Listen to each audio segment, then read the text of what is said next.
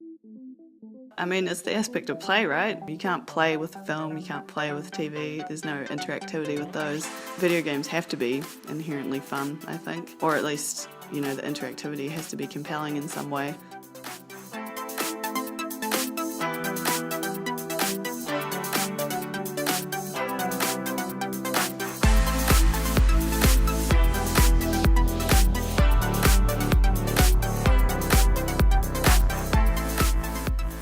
My name is Thomas Brush. I'm the creator of a game called Pinstripe, which was released earlier in April 2017 this year. It's about an ex-minister who finds himself in hell and he's got to look for his little daughter. It's a 2D platformer adventure game. My name is Nick Wozniak.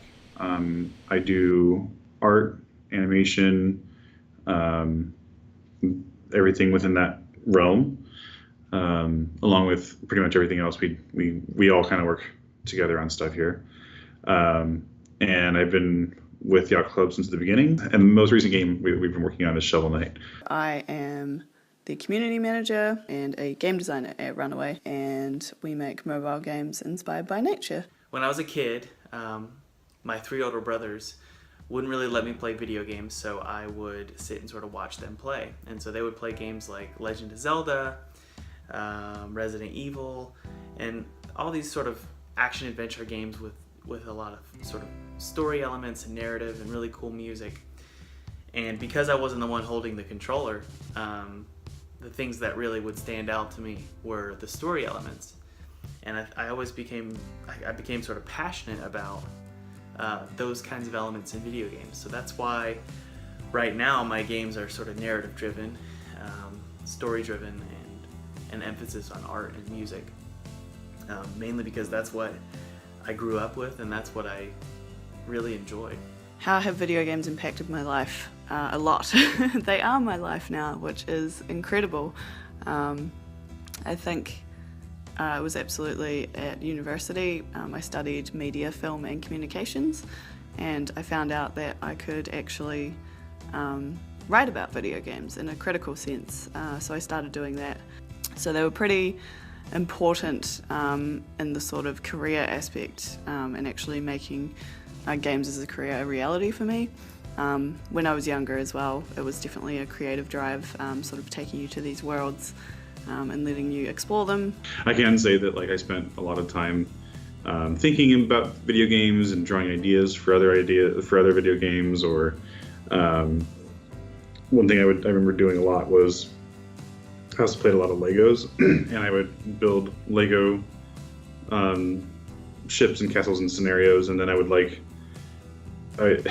incorporate that into the video game somehow. I would do a thing over here that would make me have to go play Mario 3 over here, and then I would come back, and it was all some one cohesive narrative that went through, and it was all in my head and goofy and I'm sure incoherent, but it made sense, and I remember a lot of time spent on video games and Legos at the same time.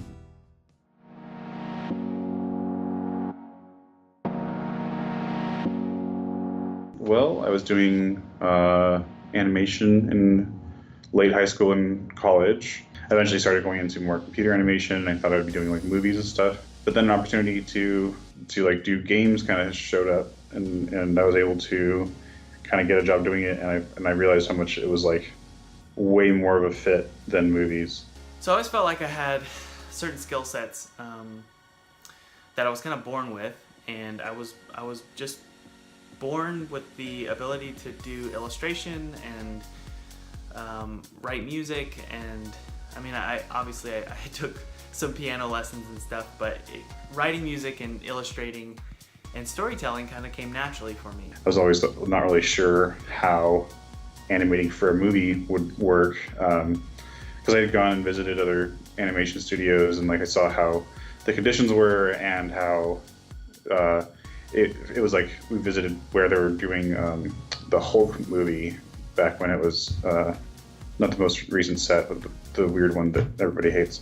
And they were working on that, and I remember just being in a room with 100 people, and they were all just crammed in there, and the product that they were working on was really cool because they were I talked to one guy who was doing animation, but he was doing sub animations. Like the big animation of Hulk doing this was happening, but then like he was working on just like the different muscles that are flexing as he's doing that, and so he like did an animation layer on top of what already existed. And this was cool, like seeing that as a part of what was happening, but it felt very much like they were just like cogs in a machine, and that really didn't appeal to me, and I didn't know why I was pursuing it. And then when like I got the opportunity to do games, it really like clicked that like, oh, this is like a much better scenario where you can contribute on a level that's more than just animation. You can contribute on like the gameplay aspect, and you can talk about the game is and like what makes it fun and like what makes it actually like something more than just being part of the animation machine. I kind of like moved away from animation, strictly just animation for animation's sake, and went more into games as a result of that. And I never fully understood it. And so sometimes I would animate, and then sometimes I would like do flash animations, and sometimes I would just write music on the piano. And then I realized once I learned how to code that I could actually bring all of it together and use all of my talents to make games. And I really don't think, I think maybe film or doing an animated series of some kind would allow me to bring my skill sets together. But video games are, for me, like, it was the most reasonable thing that I could do to be able to bring all my skill sets together.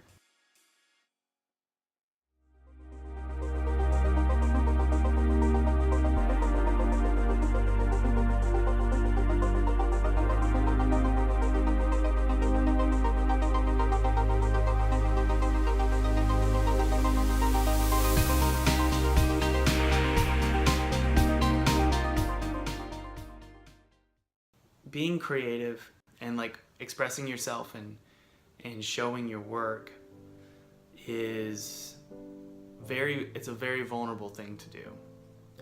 So I don't feel like it's not like I'm working with it's not like I'm working with like two art directors or working with several illustrators or people who write music. All the elements of like art direction are all on me. So when we share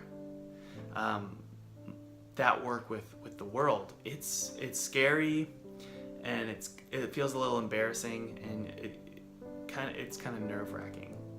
And so that feeling of loneliness of sitting alone in your studio, it can really get to you. And that was especially true in the development of Pinstripe, which was 5 years of just complete solo work. So you really got to learn how to like psych yourself up to be confident in what you're doing. Right now I don't feel very confident at all. It's funny because like last year I felt really confident about my work. I remember thinking, man, I feel really good about my work. And this year, no. The most rewarding for me personally has been the community role, where I just get to see all the amazing things that our fans share and also create for us. See, we're just this tiny company in New Zealand. It's only about 20 of us who work here, so it's really amazing to see people from all over the world sharing stuff and sharing the love for our games. I think developing the team dynamic, getting to know the guys that I work with, and getting to produce something that we all believe in 100%. We don't really have a rule maker or a person who's like, they make the call on anything. We all kind of like collectively agree when something works or when it doesn't. And if one person doesn't think it's working, then we all kind of work at it until it works. And as a result, I feel like I have ownership of everything that we've done.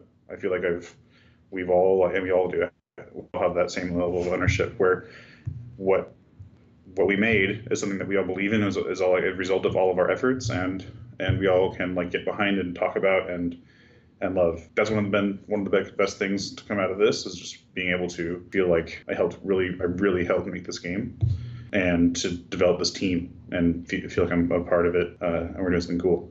Well, obviously, once you're done with a project, and once you get through the swamp of strange emotions and feelings of insecurity and loneliness and blah, blah, blah, people enjoy your work, or at least that's the hope. And so with Pinstripe, I released it, people enjoyed it. Time Magazine and Glixel from Rolling Stone and Washington Post and Jacksepticeye and people that I really respect, and companies and journals that I really respect enjoy the work. Sometimes people don't enjoy it, so there will be reviews that come out that sort of destroy your game. But overall, you know, it's a really cool feeling to finally have a game that's released. And sometimes when I'm feeling a little bit low or something, I'll read some comments from Steam, and reading about people that are impacted by my studio's work is a really special feeling, and that's certainly the reward. What I see reoccurring is that our games are a source of relaxation for a lot of people.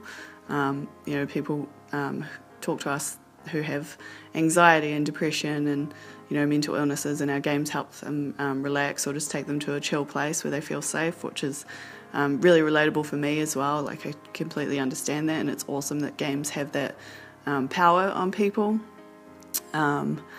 And of course the nature aspect, like we really want to communicate how cool butterflies and moths and fish and underwater creatures are. So that's really an important part of our business too. And I think that really rings true to a lot of our players. Like, we constantly get people asking us what kind of species they see in the wild, and also they can actually identify them from playing, Flutter and Starlight and Splash, which is just amazing. It's like easy to get into. That was one of the goals, is like to make it so that you could just play it. It wasn't hard to get used to the controls. It's just something that you could just intuitively start playing. And I hope that when someone plays that like level of interactivity is rewarded, and so they can, the whole like easy to play, hard to difficult to master kind of thing. And so like when I hope that someone gets in there, plays it for a little bit, and enjoys it, and it snaps, and like they can like feel like they're actually like being the character. And then when they eventually develop the mastery, that they have the sense of like accomplishment and fun as a result of doing the different things that the game asks of you, and they had ownership over that experience. The goal for me in making games, specifically for my studio, is I want to focus on uncanny, weird, almost like, I don't know if this is the right word, but emo type games. And I feel so dumb saying that, because growing up, I always thought emo music was really stupid. And I was like, I'd always bash the emo sort of scene kids or whatever. I wouldn't make, like, to their face, I wouldn't make fun of them to their face. But I found out that, like, once I graduated college and actually got married and started working on my own stuff and sort of looked back on who I was growing up and what I appreciated, I was an emo kid. And it was the kind of music that I listened to, the kind of artwork that I enjoyed. I just didn't know it growing up. So I'm kind of just embracing that that's the kind of work that I do. I like really emotional, really strange, kind of gothic, weird stuff. So that's the mood that I'm trying to convey. In terms of like, what's the final goal at the end of a project? I want to make an impact on people's lives. I can't give you like specific, like, what is the impact I want to give to someone, but it sort of reveals itself at the end of a project. So I would just say, go play Pinstripe. The feeling you get at the end of Pinstripe is what I'm going after. And I've had people on Steam tell me that they feel a certain way, and they X, Y, and Z, whatever that feeling is. And some people would say they get a lump in their throat, or they get a tear in their eye.